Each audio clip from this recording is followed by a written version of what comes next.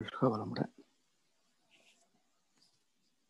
வாழ்க வையகம், வாழ்க வையகம், வாழ்க வளமுடன். குரு வாழ்க, குருவே துணை. சிந்தனையை, உடல் நலத்தை சீர் அமைத்து உய்வித்த குருவே வாழ்க. வாழ்க வளமுடன், வாழ்க வளமுடன், வாழ்க வையகம். சான்றோ பெருமக்களே, இந்த இணையதள நிகழ்விலே இணைந்துள்ள ஆன்மீக உள்ளங்கள் அனைவரையும் அருட்தந்தை வேதாத்திரி மகிழ்ச்சி அவர்களின் சார்பாக வாழ்க வளமுடன் என்று வாழ்த்தி வரவேற்பதிலே மகிழ்ச்சியும் நிறைவும் பெறுகின்றோம். மனிதன் பெற வேண்டிய நற்பண்புகள் என்ற தொடர் சிந்தனையிலே இன்றைய தினம் நன்றி உணர்வு என்ற தலைப்பிலே சில கருத்துக்களை நாம் பகிர்ந்து கொள்ள இருக்கின்றோம். மனித வாழ்க்கையே ஆராய்ச்சியோடு இணைந்த, செயல் விளக்கத்தோடு இணைந்த ஒரு வாழ்க்கை தான். எதையும் ஏன், எதற்கு, எப்படி என்ற கேள்வி கேட்காமல் அப்படியே ஏற்றுக்கொண்டாலும் நன்மை உண்டுதான் என்றாலும் கூட காலப்போக்கிலே அந்த நம்பிக்கை மூட நம்பிக்கையாக, நம்பிக்கை துரோகமாக மாறக்கூடிய வாய்ப்புகள் மிக உண்டு. எனவே எதையும் சீர்தூக்கி பார்க்கின்ற அறிவு எல்லா காலகட்டத்திலும் மனிதனுக்கு அவசியமான ஒரு பண்பு என்பதை எப்பொருள் யார் யார் வாய் கேட்பினும் அப்பொருள் மெய்ப்பொருள் காண்பது அறிவு என்று சிறப்பித்தார் வள்ளுவ பெருந்தகை. அவர் சொன்னார், இவர் சொன்னார் என்று எதையும் ஏற்றுக்கொள்ளாதீர்கள். எவர் சொன்ன சொல்லானாலும் அதனை உந்தன் இயல்பான பகுத்தறிவால் எண்ணிப்பார் என்றார் வள்ளுவ பெருந்தகைக்கு முன் பிறந்த சாக்ரட்டிஸ். வள்ளுவருக்கு பிறகு சொல்லால் மட்டும் நம்பாதே, சுயமாய் சிந்தித்தே தெளிவாய் என்று சொன்ன ஒரே மகான் அருள் தந்தை வேதாத்திரி மகிழ்ச்சி அவர்கள். அந்த நீதியின்படி எந்த கருத்தாக இருந்தாலும் நம்முடைய அறிவை கொண்டு சீர்தூக்கி பார்த்து அதை விளங்கி கொள்ளவும் வேண்டும். அதில் குறை இருந்தது என்றால் சரியான கருத்தை தேடவும் வேண்டும். அப்படி தேடி நம்முடைய அறிவு சரி என்று ஏற்றுக்கொள்கின்ற போது அதை செயல்படுத்தி பயன்பெற வேண்டும். இதுதான் வாழ்க்கையினுடைய அடிப்படை சாரம். இந்த கோணத்துல நன்றி என்பது என்ன, இது எந்த காலகட்டத்தில் ஏன் உருவானது என்று இதனுடைய பூர்வீகத்தை நாம் பின்னோக்கி பார்க்கின்ற பொழுது, மனிதன் தோன்றிய காலத்துல நாடோடிகளை போல வாழ்ந்த காலம் தானே. அந்த காலகட்டத்துல உணவு இல்லை என்றால் உயிர் போய்விடும் என்ற இயற்கை நீதியை கண்டபோது இந்த உயிர் வாழ்வதற்கு ஆதாரமான உணவை தருகின்ற மரங்களை வழிபட வேண்டும், வணங்க வேண்டும் என்ற உணர்வு வெளிப்பட்டது. எது நம்முடைய வாழ்க்கைக்கு ஆதாரமோ அதை மதிப்பதும் போற்றுவதும் வணங்குவதும் வழிபடுவதும் அறிவின் சிறப்பு தான். பசித்த வயிற்று உணவு தெய்வம், பாலைவனத்தில் தண்ணீர் தெய்வம், கொட்டும் மழையில் கூரை தெய்வம், கோடை வெயிலில் நிழலே தெய்வம். இப்படி எது நமக்கு இணக்கமாக, ஆதாரமாக, வாழ்க்கைக்கு அவசியமாக அமைந்திருக்கிறதோ அனைத்துமே நன்றிக்கு உரியவைகள் தான். அப்படி தொடங்கிய இந்த ஆராய்ச்சி மரத்தை வழிபடுவதில் தொடங்கி இறைவனை வழிபடுவது என்று மேன்மையடைந்தது. இறை உணர்வுக்கே அடிப்படை நன்றி உணர்வு தானே. நன்றி வந்ததால் தான் தெய்வத்தை வணங்க தொடங்கினான்.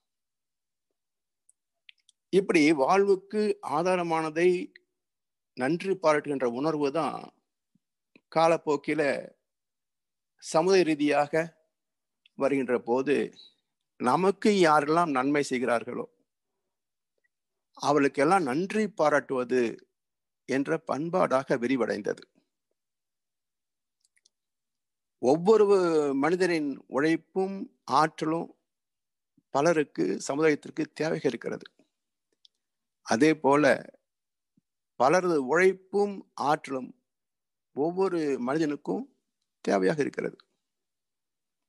அதை கவிஞர் வாழ அழகா சொல்வார், உனக்கொரு பங்கும் எனக்கொரு பங்கும் உலகில் நிச்சயம் உண்டு, ஒவ்வொரு மனிதன் உழைப்பினாலும் உலகம் செழிப்பதுண்டு. எனவே இந்த உலகில் வாழ்ந்த அனைவருக்கும் நிறைவாக வாழ்கின்ற சுதந்திரம் அமைந்திருந்தாலும் கூட அதை போற்றி பாதுகாக்கக்கூடிய உணர்விலே சிறந்தது நன்றி. இந்த நீதியை மறந்துவிட்டால் என்ன விளைவாகும்?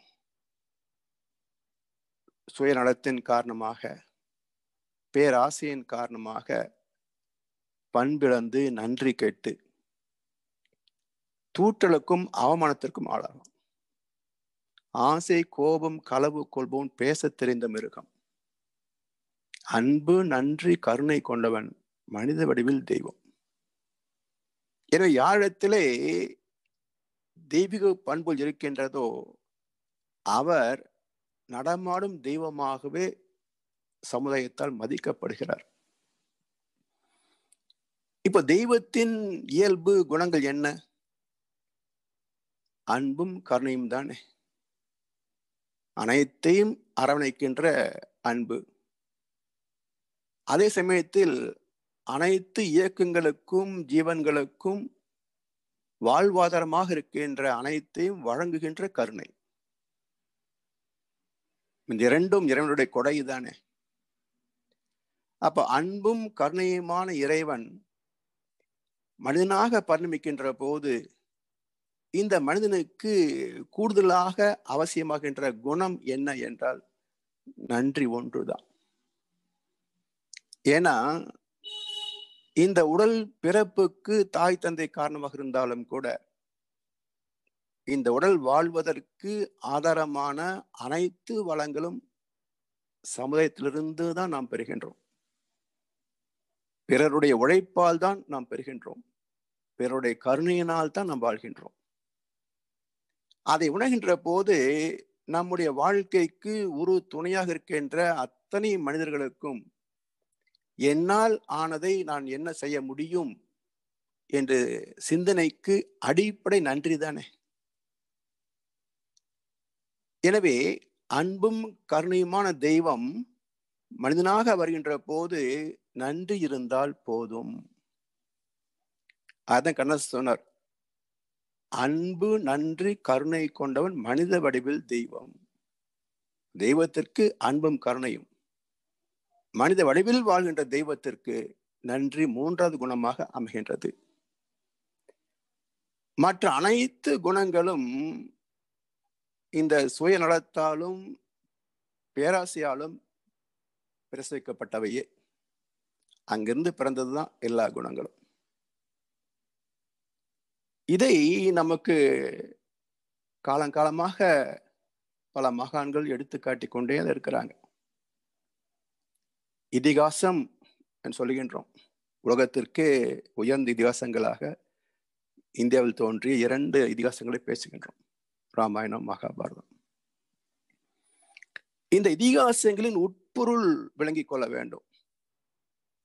அந்த உட்பொருளை விளங்க தவறுகின்ற போது கதைகளே நமக்கு கிடைக்கின்றன. அதை சரித்திரம் என்று சாதிப்பவர்களும் உண்டு. அதன் காரணமாக விளைவு என்ன என்றால், மக்கள் ராம பக்தர்களாகவும் கிருஷ்ண பக்தர்களாகவும் மாறினார்களே தவிர நன்றி உள்ள ஜீவன்களாக, நல்ல மனிதர்களாக மாறிவிட்டார்களா என்றால் இல்லையே. அதற்காகவே சண்டை போடுகின்ற குணமும் வந்துடுச்சு இல்லையா. இது வெற்றியா வீழ்ச்சியா? எனவே இதிகாசங்களின் உட்பொருள் என்ன என்றால் மனித வாழ்க்கை சீர்படுத்துவது. இதிகாசம் என்றால் இப்படித்தான் வாழ வேண்டும் என்ற அறம். அந்த அறத்திலே 2 கோட்பாடுகள் இருக்கணும். ஒன்று, நான் ஏன் பிறந்தேன், என் பிறப்பின் நோக்கம் என்ன, அந்த காரணத்தை விளக்கி சொல்லி ஆகணும். அப்ப வாழ்வின் நோக்கத்தை, வாழ்வின் இலக்கை எடுத்து காட்டுவது, விளக்கி சொல்வது. இலக்கு இயம், இயம் என்றால் இயம்புதல், விளக்குதல். அப்ப மனிதன் பிறந்ததற்கான இலக்கு இது என்று இயம்போது இலக்கியம். அந்த இலக்கு என்ன என்றால் சர்வைவல், என்ஜாய்மெண்ட் அண்ட் பர்ஃபெக்ஷன். சாமி சொல்லக்கூடிய கருத்து, மனித பிறப்பின் நோக்கம் என்ன, வாழ்வின் நோக்கம் என்ன என்றால் சர்வைவல், என்ஜாய்மெண்ட், பர்ஃபெக்ஷன். உயிர் வாழ்வது, உலக இன்பங்களை துய்ப்பது, அறிவிலே முழுமை பெறுவது. இந்த 3ஐயும் மையப்படுத்தியதுதான் மனித வாழ்க்கை. இதான் நம்முடைய இலக்கு என்கிறார். அந்த இலக்கை எடுத்து காட்டுவது இதிகாசத்தின் முதல் கோட்பாடு, இலக்கியம். சரி, இந்த இலக்கை நோக்கி நான் வாழ்கின்ற போது உடலுக்கோ, மனதுக்கோ, உறவுக்கோ, நட்புக்கோ, வாழ்க்கை வசதிகளுக்கோ குறையில்லாத ஒரு காப்பு வேணும் அல்லவா? அந்த பாதுகாப்பு எப்படி கிடைக்கும் என்ற வழிவகை எடுத்து விளக்கி, இப்படி வாழ்ந்தால் பாதுகாப்பு கிடைக்கும் என்று விளக்கி சொல்வது காப்பு, இயம், காப்பியம். எனவே இதிகாசம் என்ற உயர்ந்த சொல்லுக்குள் இலக்கியம், காப்பியம் என்ற 2 கூறுகள் அடங்கியிருக்கின்றன. அப்போ இந்த இதிகாசங்கள் நன்றியை பற்றி என்ன சொல்லுகின்றது? அதை கொஞ்சம் நம்ம யோசிச்சு பார்க்கிற போது ராமாயணத்துல ஒரு சிறு நிகழ்ச்சி தான்.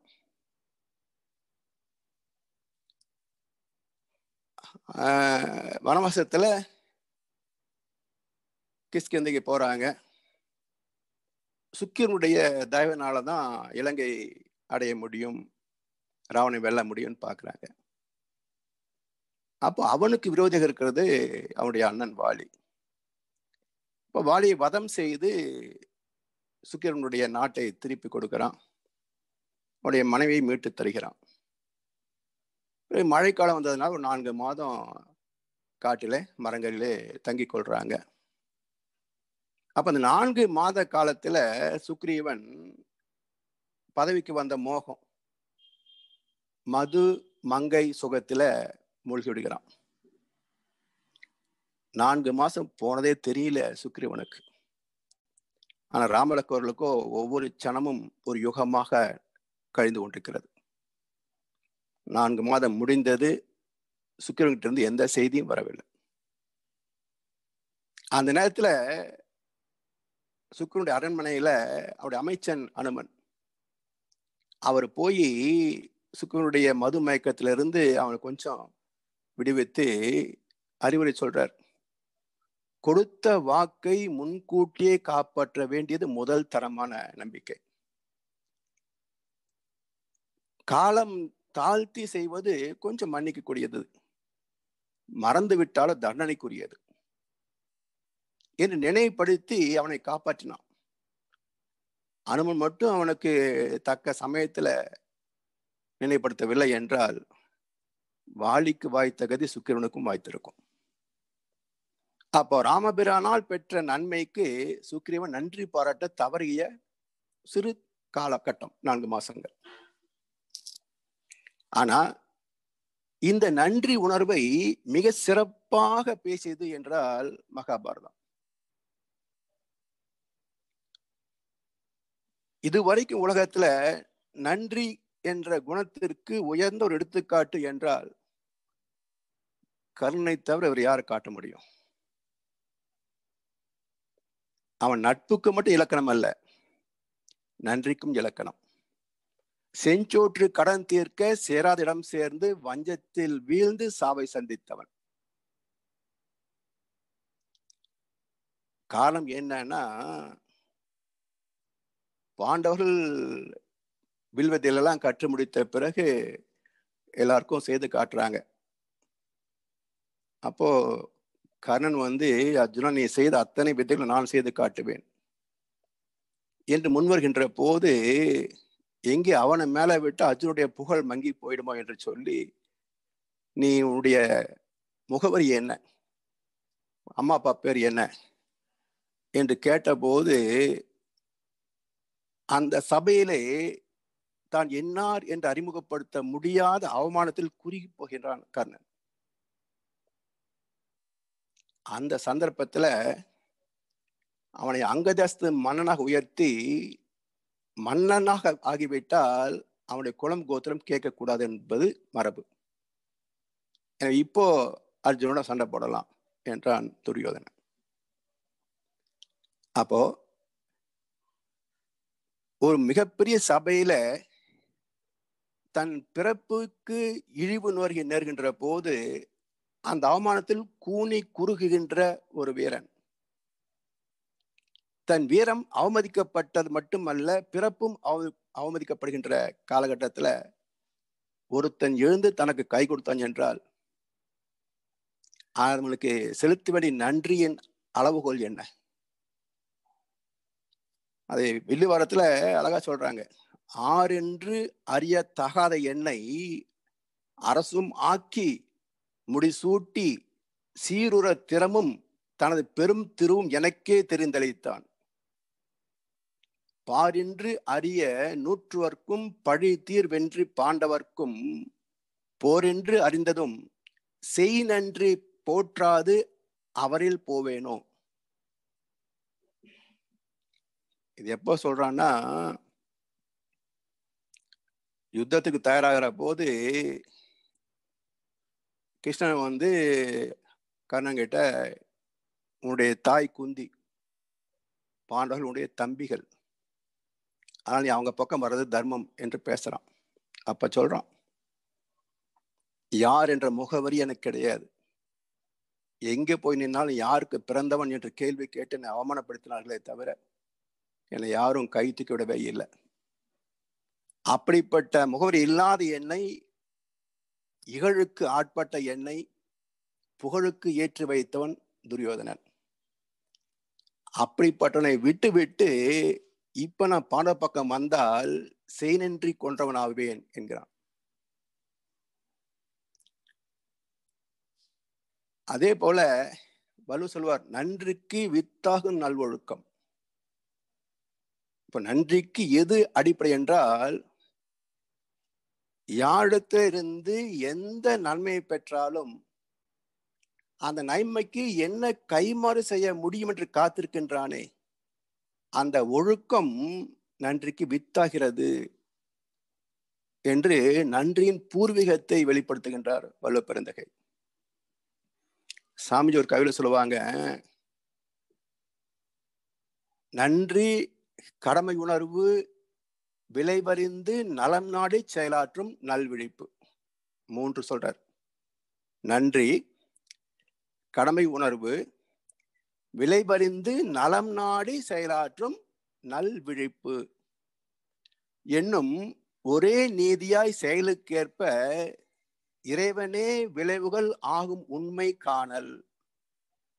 தொன்று தொட்டு மனிதன் தொழும் இறைவன், அங்கு தோற்றம் அவன் அறிவு ஒன்றே என்று உணர்தல். இன்றுள்ள மதம் அனைத்தும் இணைத்துக் கொள்ளும் இணக்க நெறி உலக மதம் கர்மயோகம் என்று ஒரு கவியில சொல்றார். நன்றி, அடுத்தது கடமை உணர்வு. அதாவது அறத்தின் முதல் வெளிப்பாடு இன்னொரு ஜீவனுடைய துன்பத்தை நீக்குவது, ஈகை. அதன் மறுபக்கம் தன்னால் யாருக்கும் துன்பம் வரக்கூடாது என்ற ஒழுக்கம். இந்த இரண்டையும் செயல்படுத்துவது ஒரு மனிதனுடைய நிலை ஒரு பக்கம்.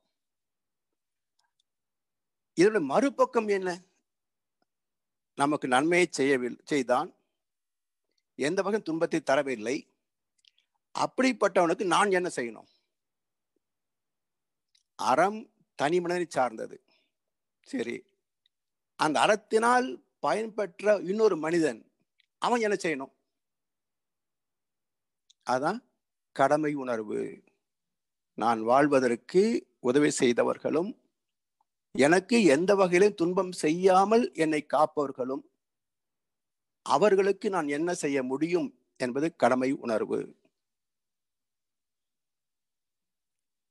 அதனோடு இந்த இரண்டையும் செயல்படுத்துகின்ற போது விளைவறிந்து நலம் நாடி செயலாற்றும் நல்விழிப்பு. விளைவறிந்து நலம் நாடி செயலாற்றும் நல்விழிப்பு. ஒரே வாக்கியத்துல எத்தனை கருத்துக்கள் இருப்பாங்க. ஒவ்வொரு செயலுக்கும் விளைவு என்பது தவிர்க்க முடியாதது. For every action there is an equal and opposite reaction. நியூட்டனுடைய 3வது விதி. இதற்கு மூலம் தெய்வ நீதி, இயற்கை சட்டம். அந்த தெய்வ நீதியை, இயற்கை சட்டத்தை அறிவது, விளைவு அறிந்து நலம் நாடி செயலாற்றும். செயலுக்கு விளைவு, கெட்ட செஞ்சா கெட்டது வருது. அப்ப எதை செய்வது? நல்லதை செய்வதா, கெட்டதை செய்வதா? நல்லதை செய்பவர்கள் குறைவு, கெட்டதை செய்பவர்கள் அதிகம். அப்ப எது சமுதாயத்துக்கு நலம் நாடும் என்றால், நலம் நாடி செயலாற்றும் நல்விழிப்பு. விழிப்புனா தூங்காம இருந்தாலும் விழிப்புன்னு தான் அர்த்தம். சிவராத்திரிக்கும் ஏகாதசிக்கும் தூங்காம இருக்கிறாங்களே, இது விழிப்பாகுமா? அவங்க என்ன சொன்னாங்க, இவங்க என்ன செய்யறாங்க? தூங்காம இருக்கணும்னா கண் விழித்திருப்பது அல்ல, அறிவு விழித்திருப்பது. அதுக்கு விழிப்புணர்வு என்று பெயர். விழிப்பு என்றால் தூங்காம இருக்கிறது, விழிப்புணர்வு என்றால் அறிவு தீமை செய்யாத வகையில, நல்லதை போற்றுகின்ற வகையில எச்சரிக்கையோடு விழித்திருப்பது, அது விழிப்புணர்வு. அதனால நல் விழிப்பு என்கிறார். நல்லதை செய்கின்ற விழிப்பு, அறிவின் விழிப்பு. இப்படி விளைவறிந்து நலம் நாடி செயலாற்றும் நல் விழிப்பு.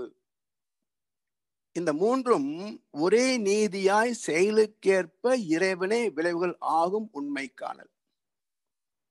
இவை மூன்றாக பேசினாலும் ஒற்றை நீதி தானே. இப்போ தெய்வீக நீதிமன்றம் என்று சொல்வார் மகரிஷி. நம்முடைய கர்மயத்தை தெய்வீக நீதிமன்றம். தன்னெஞ்சு அறிவது பொய்யற்க, பொய்த்த பின் தன் நெஞ்சே தன்னை சுடும் என்பார் வள்ளுவ பெருந்தகை. அப்போ நமக்கு வரவேண்டிய இனிமைகளோ துன்பங்களோ எங்கோ இருந்து வருவது இல்லை, தன் நெஞ்சே தன்னை சுடும். நம்முடைய மனசாட்சியாக இருக்கின்ற தெய்வீக நீதிமன்றம் அளிக்கின்ற தீர்ப்பின்படி நமக்கு நன்மைகளும் தீமைகளும் வந்து சேரும். இந்த தெய்வீக நீதிமன்றத்துல வாதி நம்முடைய மனசு, பிரதிவாதி நம்முடைய மனசாட்சி, நீதிபதி அறிவு, தெய்வம். வக்கீல்களுக்கு இங்கு வாய்ப்பு இல்லை. இந்த தெய்வ நீதிமன்றத்தின் சட்ட புத்தகத்தின் ஒரே விதி செயலுக்கு தக்க விளைவு, அவ்வளவுதான். ஒரே இபிகோ தான், ஒரே செக்ஷன். என்ன செய்தாலும் செயலுக்கு தக்க விளைவு என்ற ஒற்றை தீர்ப்பு. அதை சொல்கிற ஒரே நீதியாய் செயலுக்கேற்ப இறைவனே விளைவுகள் ஆகும் உண்மை காணல்.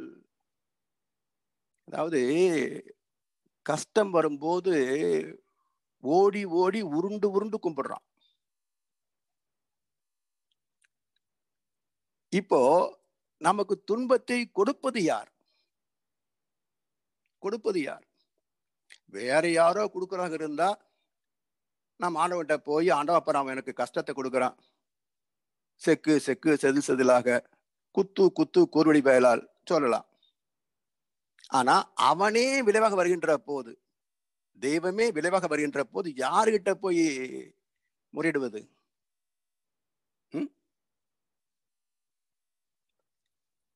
உனக்கு வர வேண்டிய நன்மைகளோ தீமைகளோ அதை தடுக்கின்ற சக்தி இறைவனுக்கே கிடையாது என்று தீர்ப்பளித்தவர் விவேகானந்தர்.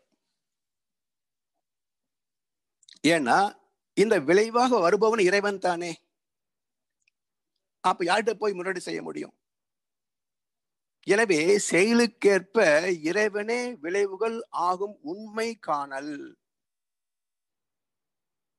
அதை கண்டுவிட்டால் பரிகாரம் பண்றதுன்னு கேள்விப்பட்டிருப்பீங்க. ஏதாவது நம்ம கஷ்டம் வந்துச்சுன்னா பரிகாரம் பண்ணா சரியா போகும், பரிகாரம் பண்ணா சரியா போகும். அது என்ன பரிகாரம்? அது பரிகாரம் அல்ல, பரிகாரணம். அதிகமா சாப்பிட்டேன், வயிற்று வலிச்சது, தெரியுது எனக்கு, இது தெரிந்த காரணம்.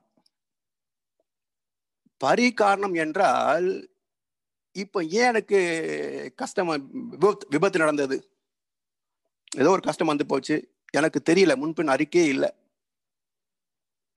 அப்படி வருவது பூர்வ கர்ம பலன் என்று புரிந்து கொள்வதுதான் பரிகாரணம். அந்த வார்த்தையை மாத்தி பரிகாரம் பண்ணிட்டாங்க. அதனால என்ன கேப் மாத்தனம் வேணா பண்ணிக்கலாம், பரிகாரம் பண்ணா பூஜை பண்ண சரியா போச்சுன்னு குற்றவாளிகளுக்கு துணை போகின்ற பக்தி மார்க்கம். எத்தனை பூசர் இப்படி சொல்றாங்க, சில ஜோதிடர்கள் இப்படி சொல்றாங்க. இது எப்படி சமுதாயத்துல நன்றிக்கு வித்தாகும்? எனவே தொன்று தொட்டு மனிதன் தொழும் இறைவன் அங்கு தோற்றம் அவன் அறிவு ஒன்றே என்று உணர்தல். தொன்று தொட்டு வழிபடுவது மட்டுமல்ல, அனைத்திற்கும் மூலப்பொருள் ஒரே சுத்தவெளிதானே. அதன் அறிவே தான் அனைத்துமாக மாற்றம் பெறுகிறது. அந்த அறிவே செயலுக்கு விளைவாகவும் வருகிறது என்பதை உணர்தல். இன்றுள்ள மதம் அனைத்தும் இணைத்துக் கொள்ளும் இணக்க நெறி உலக மதம் கர்மயோகம். எல்லா மதத்திற்கும் பொதுவானது என்ன என்றால், அந்த வார்த்தை கேட்டுடனே இந்துன்றாங்க. கர்ம யோகம் என்ற வார்த்தை கேட்டுட்டா நீ இந்து பத்தி பேசுற. நான் என் சித்தத்தின்படி தேடாமல் என் பிதாவின் சித்தத்தின்படியே தேடுகிறபடியால் என் தீர்ப்பு நீதியாய் இருக்கிறது. இதுக்கு என்ன பேரு? கர்மயோகம். இறைநிலையோடு மனதை இணைத்து செயல்படுகின்ற பக்குவம் தானே கர்மா யோகம், கர்மயோகம். இது எங்கே மதம் வந்து சேருதுங்க? இந்த கர்மயோகத்திற்கு அருமையான விளக்கம் சொன்னார் பாருங்க மகரிஷி. விளைவுகளை கணித்துக் கொண்டு செயல்களை முறைப்படுத்தி கொண்டு ஒழுக்கம், கடமை, ஈகை என்ற அறநெறியோடு வாழ்கின்ற தவ வாழ்க்கைக்கு பெயர் கர்மயோகம்.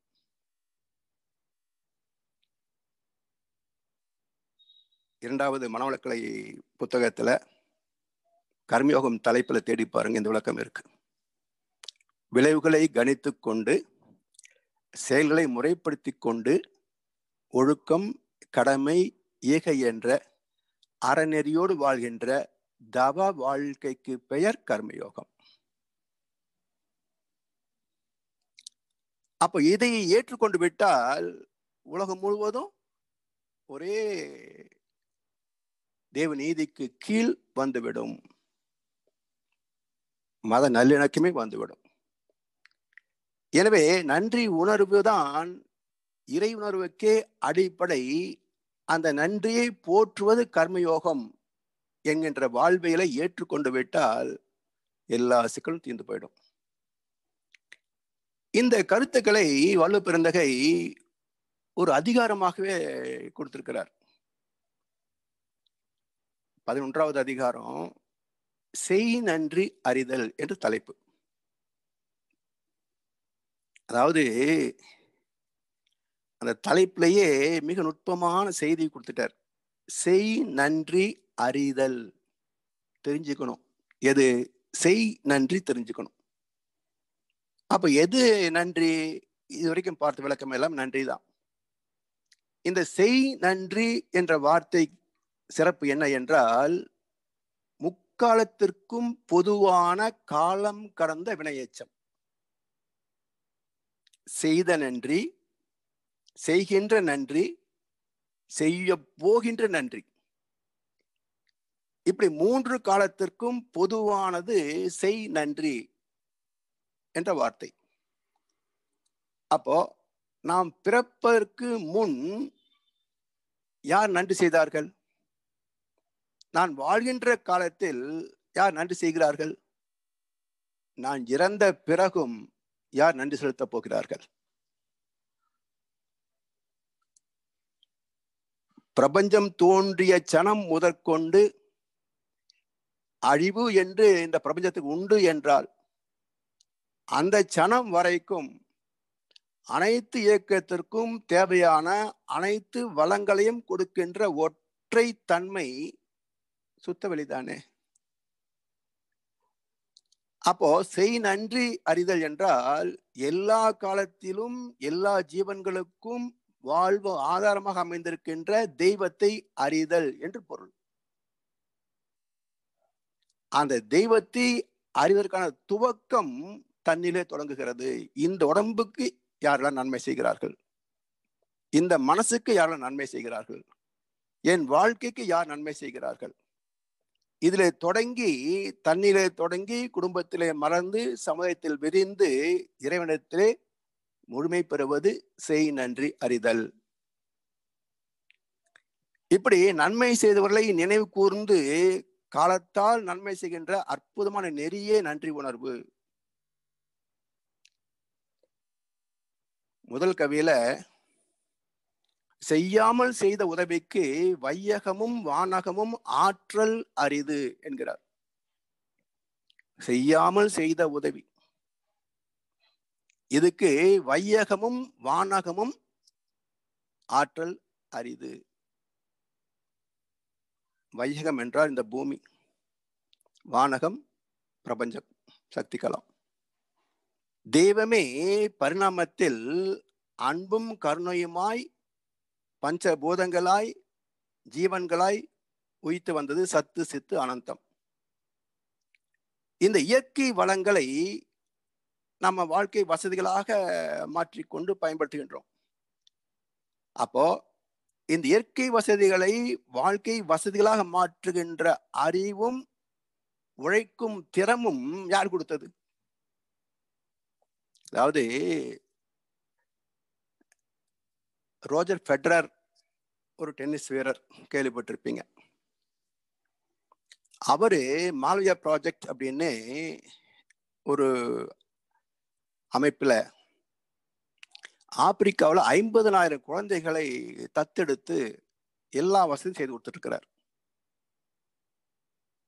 நம்ம மாதிரி அறிவு ஜீவிகள் அவர்கிட்ட இன்டர்வியூ கேட்டாங்க, என்ன நீ லூஸ் மாதிரி இருக்கிற, சம்பாதிக்கிற பணத்தை எல்லாம் கொண்டு போய் இப்படி கொடுத்துட்டேன்னா உனக்கு உன் குடும்பத்துக்கு என்னையா லாபம் அப்படின்னு கேட்டாங்க. அவர் சொன்னாரு, இந்த பணம் எப்படி வந்தது? டென்னிஸ்ல ஜெயிச்சேன். எத்தனை ஜெயிப்புக்கு காரணம்? எப்படி ஜெயிச்சேன்? கடைசி ஒரு பந்து 2 பந்துல ஜெயிச்சேன். அப்போ எனக்கு 2வது வந்தவன் என்னை விட கேவலமானவனா? நான் கொஞ்சம் ஏமாந்திருந்தா அவன் ஜெயிச்சிருப்பான். அதுக்கு என்ன காரணம்? திறமையும் ஹார்ட் ஒர்க்கு, உழைப்பும் 2 பேருக்கு சமமா தான் இருக்குது. அந்த கடைசி ஒரு பால் அதுல வெற்றி தோல்வி நிச்சயித்து எனக்கு இவ்வளவு பெரிய வெகுமதியை கொடுத்ததே யார்? என்னுடைய திறமை. அந்த திறமை கொடுத்தது யார்? இறைவன். அதனால என் உழைப்புக்கு 10% என் குடும்பத்துக்கு கொடுத்துடுறேன், என் திறமைக்கு 90% அதை கொடுத்த இறைவனின் குழந்தைகளுக்கு நான் கொடுக்கிறேன்னார். இது எந்த டிவி சேனல்லையாவது எந்த செய்தியில நான் படிச்சிருக்கிறோமா, பார்த்திருக்கிறோமா, இல்லை நினைவுபடுத்தப்படுகிறோமா? நாள் முழுக்க ஒரே செய்தி ஓட்டிகிட்டே இருக்கிறாங்களே இத்தனை சேனல்களும். அப்பப்போ ஒரு தடவையாவது செய்தியை போடுறாங்களா பாருங்க. எப்படி நன்றி நமக்கு வரும்? அப்ப இந்த உலகத்திலேயே ஒரு மனிதன் 90% தன் உழைப்பில் பெற்ற பொருளை நன்றியாக கொடுக்கிறான். இந்த பூமியில லஞ்சம் ஊழல் புடுங்கிட்டு இருக்கிறவனும் இங்கத்தான் இருக்கிறான். இருவேறு உலகத்து இயற்கை. வள்ளுவர் சொல்றார், திருவேறு தெளிர் ஆதலம் வேறு. பணக்காரன் ஆறுது வேற, அறிவில் தெளிவு பெறுவது வேற என்னார். அப்படி இந்த இறைவனின் கொடையை வையகமும் வானகமும் நமக்கு தெரியாமல் நமக்கு செய்து கொண்டிருக்கின்ற உதவிக்கு செலுத்தக்கூடிய சிறு கைமாறுதான் பக்தி மார்க்கத்துல நிவேத்தியம், நைவேத்தியம். அது என்ன புரிஞ்சுக்கிட்டோம்? நம்ம சாப்பாட்டுக்காக ஆனா காத்துட்டு இருக்கிறான். நம்ம இந்த சக்கரை பொங்கல், சுண்டல், உப்பு போடாத பண்டம் இதெல்லாம் கொடுத்தா அவன் சாப்பிட்டுட்டு சந்தோஷமா இருப்பான் அப்படின்னு நினைச்சிட்டு இருக்கிறோம். அந்த நிவேத்தியத்தின் பொருளை கூட நமக்கு சொல்றது கிடையாது யாரும். அதுக்கு என்ன பொருள்? இறைவா, இந்த உடலையும் தந்து இதை காக்கும் உணவையும் தந்து வாழ்வு என்ற அற்புதமான அனுபவங்களையும் தந்து கொண்டிருக்கின்றாயே, உனக்கு நன்றி என்று சொல்வதுதான் நிவேத்தியத்தினுடைய உண்மை பொருள். அதுக்கு தான் இறைவனுக்கு படைக்கிறோம். எனவே செய்யாமல் செய்த உதவி யார் செய்கிறார்கள்? இறைவன் செய்து கொண்டிருக்கின்றான். அவனுக்கு நன்றி பாராட்ட வேண்டிய கடமை மனிதனாக பிறந்த ஒவ்வொருவருக்கும் உண்டு.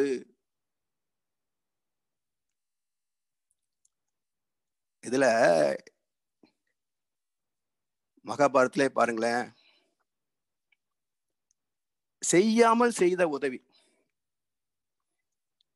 ஒரு இதிகாசமாக பேசப்படுவதற்கும் பாண்டவர்கள் புகழ்பெற்ற ஒரு இடத்துக்கு வருவதற்கும் காரணம் யார் என்றால், எல்லோராலும் கெட்டவன் என்று இகழப்படுகின்ற துரியோதனன் தான் காரணம். ஒரு சின்ன கருத்து பாருங்களேன். சமாதானம் போய் யுத்தத்தை தவிர்க்கலாமா என்று முயற்சி பண்றாங்க. கிருஷ்ணன் தூது போறான். என்ன கேட்கிறான்? நந்து ஊரும் புனல் நாட்டின் திறம் வேண்டு, நாடொன்று நல்கானாகில் 5 ஊர் வேண்டு, அவை இல்லெனின் 5 இல்லம் வேண்டு, அவை மறுத்தால் அடு போர் வேண்டு என்று தர்மன் கிருஷ்ணன் கிட்ட சொல்றான். என்ன, நீ தூது போ, நம்முடைய நாட்டை திருப்பி கேள். அவன் இல்லைன்னு சொல்றானா, எங்க 5 பேருக்கு 5 ஊர் கேள். இல்லைன்னு சொல்லிட்டானா, எங்க 5 பேருக்கு 5 வீடுகளை கேள், நம்ம சமாதானம் போயிடலாம். ஒருவேளை துரியோதனன் சரி 5 வீடு தானே, போங்கடா எடுத்துட்டு போங்க அப்படின்னு கொடுத்திருந்தா பாண்டவர்களுக்கு ஏது புகழ்? அது மட்டுமல்ல, என்னோ பெருசா சபதம் பண்ணினானுங்க அப்படி இப்படின்னு ஒரு புண்ணாக்கு நடக்கல, 5 வீடுகளை பிச்சை வாங்கிட்டு உட்காந்துட்டானுங்க அப்படின்னு பேசுமா இல்லையா? அப்போ பாண்டவர்களுக்கும் இவன் செய்யாமல் செய்த உதவி என்ன என்றால், ஈ இருக்கும் இடம் கூட ஈயேன் போ என்று மறுத்ததுதான். அப்ப வெளிப்பார்வைக்கு அவன் கெட்டவனாக இருந்தாலும் பாண்டவர்களின் புகழுக்கு அடிப்படை துரியோதனனே. இப்படி இது செய்யாமல் செய்த உதவி. அடுத்த கவியில, காலத்தினால் செய்த நன்றி சிறிது எனினும் ஞாலத்தின் மான பெரிது. அதாவது சமயத்துல ஒரு சின்ன உதவி பண்றோம், ஆனா அது எவ்வளவு பெரிய நன்மை நமக்கு கொடுக்கும். இப்போ விதை போடுறோம், பெரிய வேலையா, ஆனா 3 மாசம் கழிச்சு அத்தனை விதைகளும் பயிர்களாக முளைச்சு நிக்கிற போது எத்தனை மனிதர்களுடைய உணவுக்கு அது வழிவகுக்குதுங்க. காலத்தால் செய்த காரியம் சிறுசுதான். அது மாதிரி மகாபாரதத்துல பாத்தீங்கன்னா, கிருஷ்ண இங்க அவங்க இப்போ ஃப்ரெண்ட்ஸோட விளையாடிட்டு இருக்கும்போது குளத்துல நீராடிட்டு இருப்பாங்க. அவனுடைய ஆடையெல்லாம் தூக்கிட்டு போயிடுவாங்க பசங்க விளையாட்டா. வெளியே வர முடியாமல் தவிச்சிட்டு குளத்துக்குள்ளேயே உட்காந்துருப்பான். அந்த வழி வந்த திரௌபதி ஏன் குளத்தில் இருக்கிற கேட்டா ட்ரெஸ் எல்லாம் தூக்கிட்டு போயிட்டானுங்க அப்படின்னு. அவ தன்னுடைய முந்தானை கிழிச்சு அவனுக்கு கொடுத்து மானத்தை காப்பாத்துறா. அந்த சின்ன பையன் அப்படியே வந்திருந்தாலும் அவனுக்கு பெரிய அவமானம் கிடையாது. அந்த சிறு உதவிக்கு கிடைத்த பலன் என்ன என்றால் அத்தனை பெரிய சபையிலே திரௌபதி மானம் காக்கப்பட்டது. சோ காலத்தால் செய்த நன்றி சிறிது எனினும் ஞானத்தின் மானப்பெரிது. அடுத்த குறள்ல பயன் தூக்கார் செய்த உதவி நயன் தூக்கின் நன்மை கடலினும் பெரிது. பயன் தூக்கார் செய்த உதவி, அதாவது எப்படிப்பட்ட பண்பாடு நம்ம நாட்டில் இருந்தது பாருங்களேன். பழைய காலத்துல எல்லாம் யாரும் எதையும் எதிர்பார்த்து இன்னொருத்தருக்கு நன்மை செய்ய மாட்டாங்க. நம்மளால முடிஞ்சு செய்யறாங்க, நமக்கு தேவையான ஆடாம பார்த்துக்குவான் அப்படின்னு ஒருத்தருக்கு ஒருத்தர் ஒத்து உதவி வாழ்கின்ற பண்பாடு இருந்தது இதே பூமியில தான். ஆனா இன்னைக்கு பெற்ற குழந்தைகளிடத்திலே கூட நீ வளர்ந்து மரமாகி நிழல் தரும் காலம் வரை அவனா பெத்துக்கு சொன்னா. அப்ப எதிர்பார்க்கின்ற போது அது எப்படி சரியா வரும்? எனவே பயன் தூக்கார் செய்த உதவி, இப்படிப்பட்ட பண்பு என்ற குடும்பத்துல குழந்தை பிறந்த குழந்தைகிட்ட எதிர்பார்க்கிறோம். நாளைக்கு நல்லா படிச்சு பெரிய ஆளாகி நமக்கு நல்ல காரு பங்களா வசதியோட வச்சிருக்கணும் எதிர்பார்க்கிறான். முடியாத போது தாறுமாறா அவன் பேச ஆரம்பிச்சிடறாங்க. 4வது கவியில திணை துணை நன்றி செய்யணும் பனை துணையாக கொள்வர் பயன் தெரிவார். ஒரு சிறு உதவிதான், திணை துணை நன்றி செய்யணும். ஆனா பனை துணையாக கொள்வர் பயன் தெரிவார். அதாவது இப்போ பள்ளிக்கூடங்களில ஆசிரியர் மாணவர்களுக்கு கல்வி கற்றுத் தருகிறார். அதுக்கு சம்பளம் வாங்கிக்கிறார் வச்சுக்கங்க. இருந்தாலும் அந்த கல்வி மாணவன் புரிந்து கொள்ளக்கூடிய வகையிலே சிறப்பாக கற்றுத் தருவேன் என்று நல்லாசிரியராக சேவை செய்கிறார்.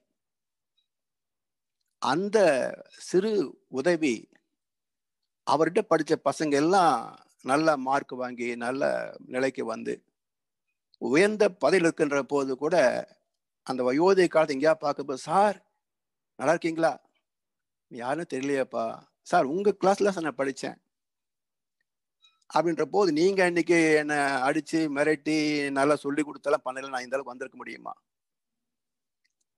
அப்போ திணை துணை நன்றி செய்யணும் பனை துணையாக கொள்வர் பயன் தெரிவார். இதே வாஜர் பார்த்தா அந்த திரும்பி போற ஆளுகள் இருப்பாங்க வச்சுங்க. அப்ப யார் வந்து நன்றி பாராட்டுவார்கள் என்றால் அந்த பண்பு உள்ளவனே நன்றி பாராட்டுவான். அதனால்தான் டென்மார்க், நார்வே, ஸ்வீடன் இந்த நாடுகளில மிகவும் மதிப்புக்குரிய தொழில் என்றால் ஆசிரியர் தொழில் தான். ஏன்னா ஒரு நாட்டின் பண்பாடு, கலாச்சாரம், செயல்திறம், விஞ்ஞான வளர்ச்சி அனைத்தையும் கற்றுக் கொடுத்து சமுதாயத்திற்கு பொறுப்பேற்றவர்கள் ஆசிரியர்கள். அதனால் எல்லா துறையில் உள்ளவர்களை விட மிக உயர்ந்த ஸ்தானத்தில் இருப்பவர்கள் ஆசிரியர்கள். அவங்க ஹையஸ்ட் ரெஸ்பெக்டபிள் பர்சனாலிட்டிஸ் அந்த நாடுகள்ல. 5வது கவியில உதவி வரைத்தன்று உதவி, உதவி செய்யப்பட்டார் சால்பின் வரைத்து. அதாவது ஒரு உதாரணம் பார்க்கலாமே. நல்லா படிக்கிற ஏழை குழந்தைகள் இருக்கிறாங்க. யாரோ ஒரு செல்வந்தர், சரிப்பா நீ நல்லா படி, நான் உனக்கு எல்லா ஃபீஸும் கட்டி நல்லா உதவி பண்றேன் அப்படின்றார். அந்த உதவியை கொண்டு இவன் நல்லா படிச்சு உயர்ந்த பதவிக்கு வந்துடுறான் வச்சுங்களேன். மாசம் சில லட்சங்களை சம்பளம் வாங்குற அளவுக்கு வந்துடுறான். இப்போ அவர் அன்றைக்கு சில ஆயிரங்கள் செலவு செய்து இவனுக்கு படிக்க வைத்ததனால் இன்னைக்கு இத்தனை கோடி சம்பாதிக்கிறான் என்று எடுத்துக்கொள்வதா? அவர் இன்னும் சும்மா உதவி பண்ணாருங்க, என்னுடைய சாமர்த்தியம், என்னுடைய புண்ணியம், நான் படிச்சு பெரிய ஆகிட்டேன், அதுக்கு அவருக்கு வந்து இப்போ நம்ம நன்றி கடன் பட முடியுமா அப்படின்னு கேட்கலாம். சில பேர் நியாயம்னு நினைக்கலாம்.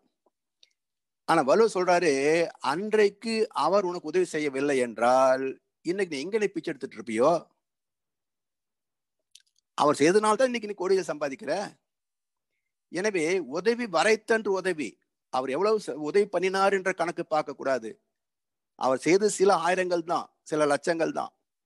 ஆனா அதன் மதிப்பு என்ன என்றால், அதனால் தான் உனக்கு இன்றைக்கு நீ சம்பாதிக்கின்ற இத்தனை கோடிகளும். அப்ப உதவி செய்யப்பட்டார் வரைப்பின் சால்பு. அப்போ எந்த அளவுக்கு உதவி நமக்கு நன்மை கொடுத்திருக்கிறதோ அதை வைத்து அதை மதிப்பிட வேண்டும். 6வது கவியில, மறவர்க்க மாசு அற்றார் கேண்மை, துறவர்க்க துன்பத்துள் துப்பாயார் நட்பு.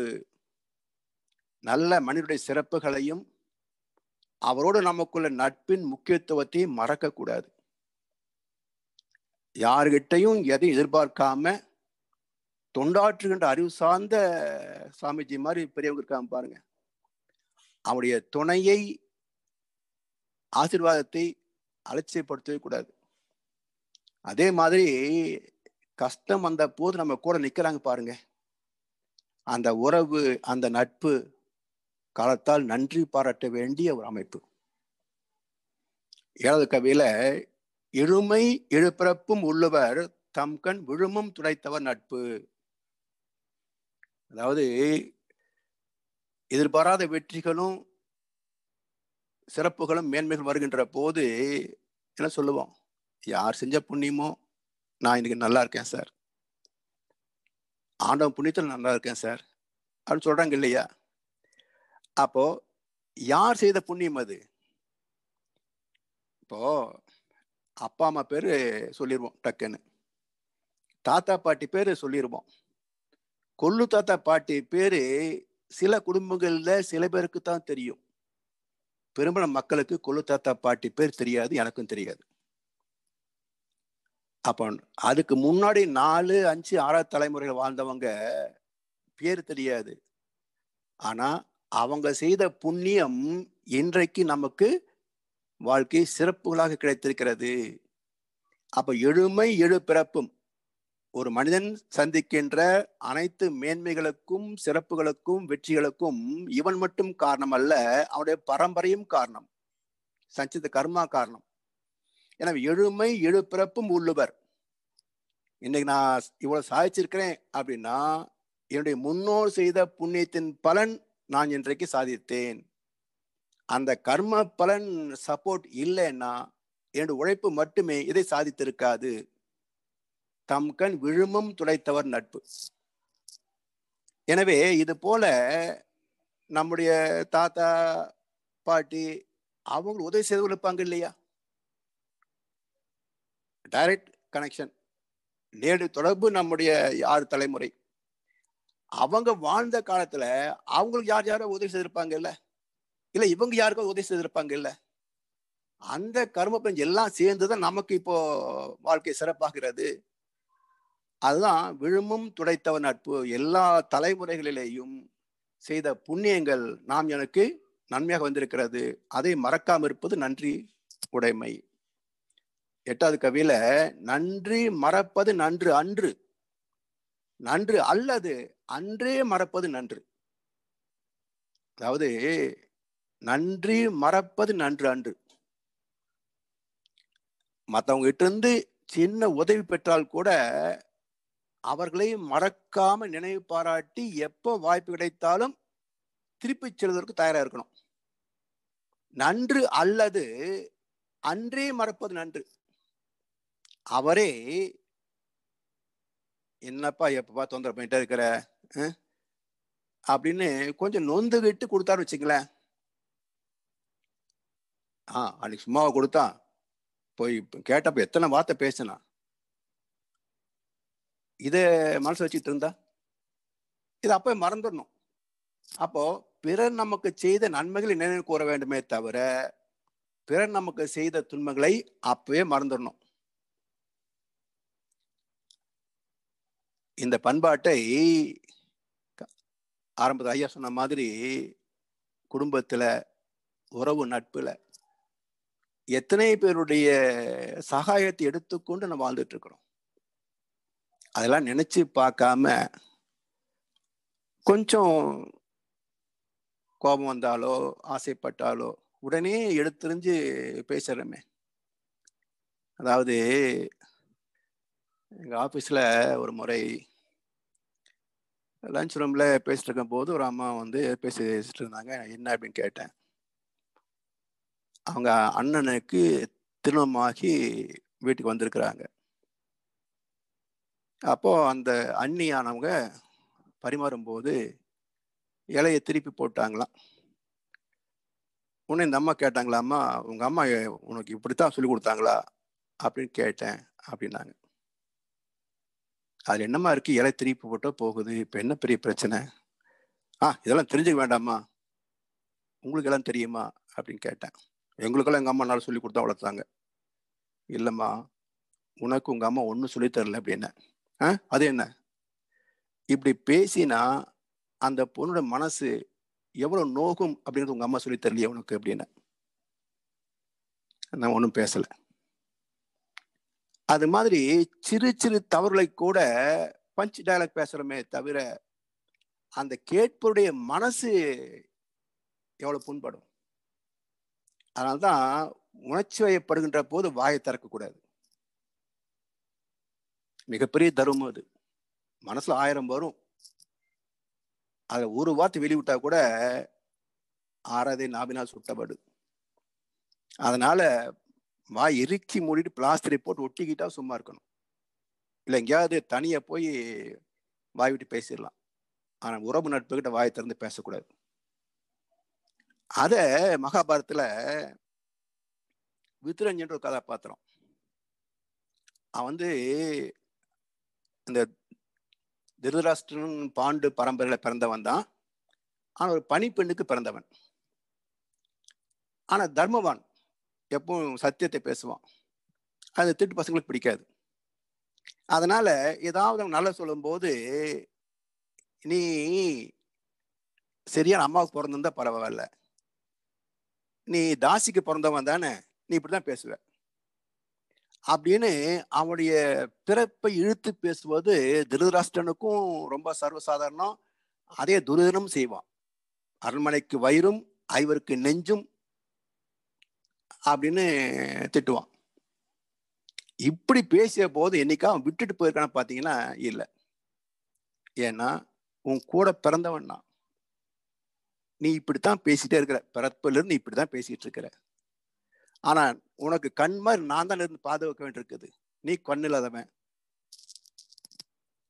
அதனால அவன் அத்தனை நிந்தனை செய்தாலும் அப்பப்ப அதை மறந்துட்டு அவனுக்கு நல்லதையே கடைசி வரைக்கும் அறிவு செய்து சொல்லிட்டு இருப்பான். கடைசியில பொறுக்க முடியாம யுத்தத்துக்கு முன்னாடி விட்டு விலகி அந்த யுத்த காலத்துல அவங்க இல்லை, அங்க இல்லை, சீன்லே கிடையாது, அவன் யாத்திரை போயிடுவான். அது மாதிரி இப்படியும் மனிதன் வாழ வேண்டும் என்ற ஒரு கதாபாத்திரத்தை அங்க காட்டியிருப்பாங்க. அடுத்த கவியில கொன்று அண்ணா இன்னா செய்யணும், அவர் செய்த ஒன்று நன்று உள்ள கெடும். சாமி சொல்லுவாங்க, ஒரு அம்மா வந்து வீட்டுக்காரரு அப்படி பண்ணாங்க இப்படி பண்ணாங்க, ஒண்ணுமே ஒத்து போறது இல்லை அப்படின்னு ரொம்ப கம்ப்ளைண்ட் பண்ணினாங்களாம்.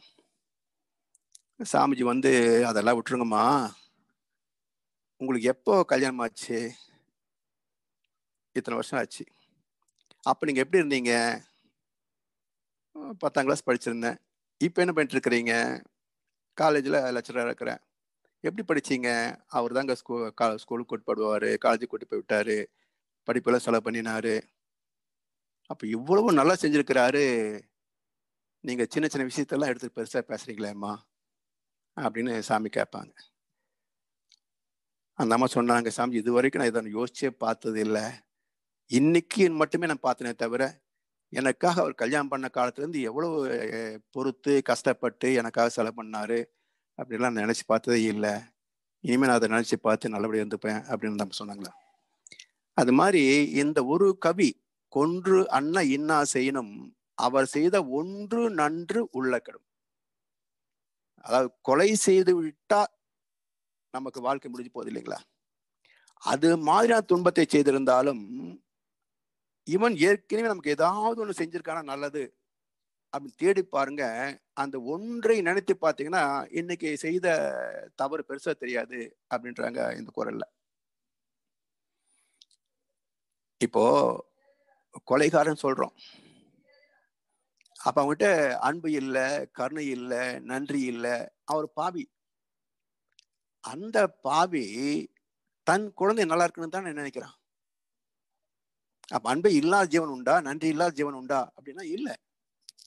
என்ன, அது தன் அளவில சுருங்கி போயிருக்கு. அடுத்தவர் நலத்தை பேணுகின்ற விரிவு இல்லை, அவ்வளவுதான். அப்படி கொலைகாரனாக இருந்தாலும் அவனும் தன்னுடைய குழந்தையை நேசிக்கிறான். அது மாதிரி எவ்வளவு கொடுமை துன்பத்தை செய்திருந்தாலும் அவளை செய்த நன்மை நினைத்து பார்த்தோம் என்றால் மறந்துவிடும். இன்னொரு எளிமையா உதாரணம் சொல்றேனே.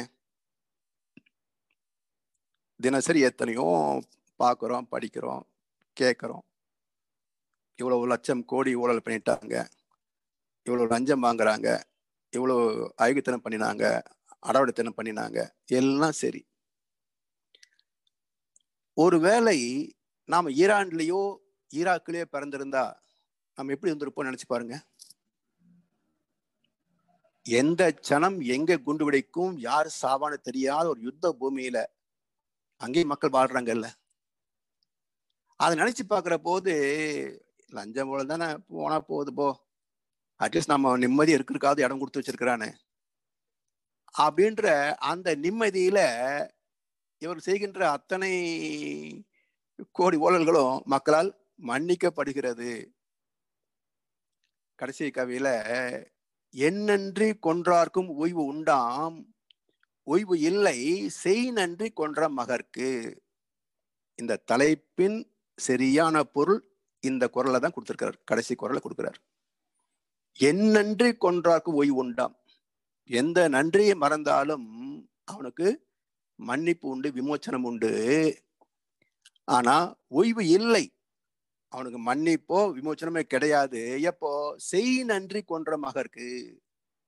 செய்த நன்றி, செய்கின்ற நன்றி, செய்யும் நன்றி என்ற முக்காலத்திற்கும் பொதுவான செய் நன்றி என்பதற்கு மூலப்பொருளாகிய தெய்வத்தை மறந்துவிட்டால் அவனுக்கு எந்த ஜென்மத்தின் விமோச்சனமே கிடையாது.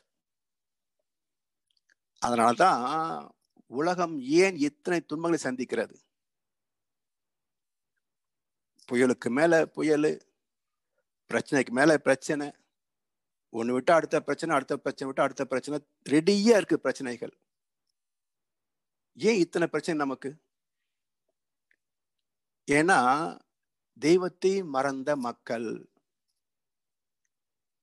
இன்னும் பாருங்களேன், நல்லது நடக்கும்போது யாராவது இறைவா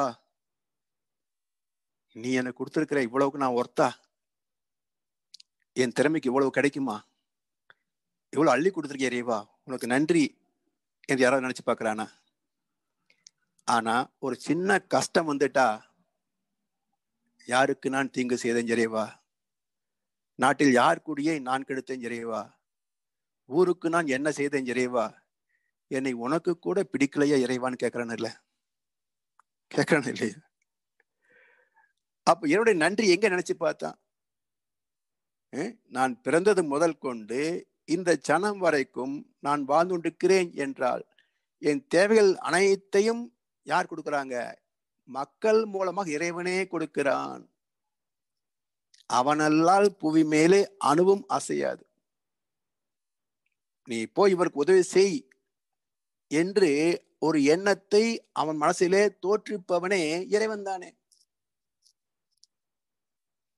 அதை உணர்ந்து விட்டால் அப்படி பெரும் கருணை உள்ள இறைவனை வணங்குவது வணக்கத்திற்கு மட்டுமே. இறைவன்கிட்ட போய் எனக்கு இது கொடுன்னு கேட்டா அவன்தான் உண்மையான நாத்திகன். கடவுள் நம்பல, அவனே கொடுப்பான் நம்பல, அதனால போய் கேட்கிறான். அவனே கொடுப்பான் எனக்கு என்ற நம்பிக்கை இருந்தால் அவன் பிரார்த்தனை மட்டும்தான் செய்வான், வேண்டுதல் செய்யவே மாட்டான். நாளை பொழுதை இறைவனுக்கு அளித்து நடக்கும் வாழ்வில் அமைதியை தேடு, உனக்கும் கீழே உள்ளவர் கோடி, நினைத்து பார்த்து நிம்மதி நாடு. எனவே இறைவன் கொடுத்த கொடையை நினைந்து பார்த்தால் அவனை விட நன்றி பாராட்டுவதற்கு எந்த ஜீவனும் சொல்ல முடியாது. அவனுடைய பிம்பங்களாகத்தான் மக்களுக்கு நாம் நன்றி சொல்லுகின்றோம். அப்ப நம்ம மக்களுக்கு சொல்லுகின்ற நன்றி இறைவனுக்கு சொல்லுகின்ற நன்றி என்று உணர்ந்து கொள்ளணும். அதுக்காகத்தான் இறைவனே மகான்களை அனுப்புகின்றான். ஞானிகள் வந்து இறை தத்துவத்தையும் தெய்வ நீதியையும் நமக்கு எடுத்து விளக்கி சொல்லி அந்த தெய்வத்தை வணங்கி வாழ்த்தி நன்றி பாராட்டி வாழ்வதே நமக்கு நிறைவான அமைதியான திருப்தியான வாழ்க்கை என்று தானும் வாழ்ந்து காட்டி நமக்கு வழிகாட்டுறாங்க. அதை புரிந்து நாம் பயன்படுத்திக் கொள்ள வேண்டுமே தவிர அதை உணரவில்லை என்றால் எந்த பிறப்பிலும் நமக்கு விமோசனமே கிடையாது. எனவே நன்றி உணர்வே இறை உணர்வு, இறை வழிபாடு. இந்த உண்மையை மறந்து வெறும் தேங்காய் பழம் அபிஷேகம் அர்ச்சனை செய்வதால் உய்வில்லை சேனன்றி கொன்ற மகற்கு என்று சொல்லி இந்த விளக்கத்தை நிறைவு செய்கின்றோம்.